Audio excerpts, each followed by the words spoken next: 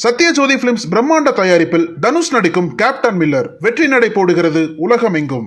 சென்னை கோயம்பேட்டில் மறைந்த கேப்டன் விஜயகாந்த் நினைவிடத்தில் அஞ்சலி செலுத்த வந்தவர்களுக்கு பிரேமலதா அன்னதானம் அளித்தார். இதுகுறித்த கூடுதல் விவரங்களோடு இணைகிறார் நமது செய்தியாளர் சிவபிரகாஷ். வணக்கம், விவரங்களை வழங்கலாம்.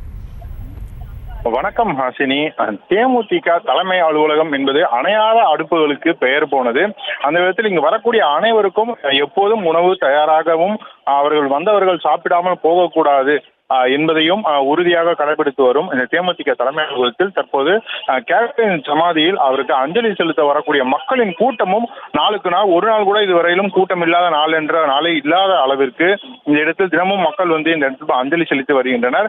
அந்த வகையில் இன்றும் அதே போல கிட்டத்தட்ட மிகப்பெரிய அளவில் மக்கள் இங்க வந்து கேப்டன் அவர்களுக்கு அஞ்சலி செலுத்த வருகை தந்திருந்தனர். அவர்கள் அனைவருக்கும் மதிய உணவாக சாம்பார் சாதம் வழங்குவதற்கு தேமுதிகவின் பொதுச் செயலாளரான பிரேமலதா அவர்கள் இங்கு நேரில் வந்து தற்போது அவர்களுக்கு அன்னதானம் வழங்கி கொண்டிருக்கின்றார்.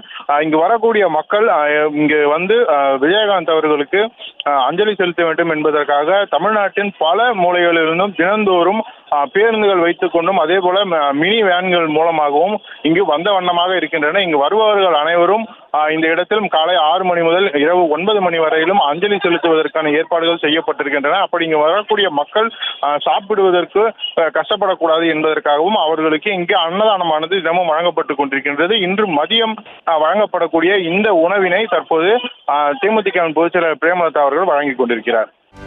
செய்திகளை உடனுக்குடனும் துல்லியமாகவும் தெரிந்து கொள்ள சப்ஸ்கிரைப் பண்ணுங்க.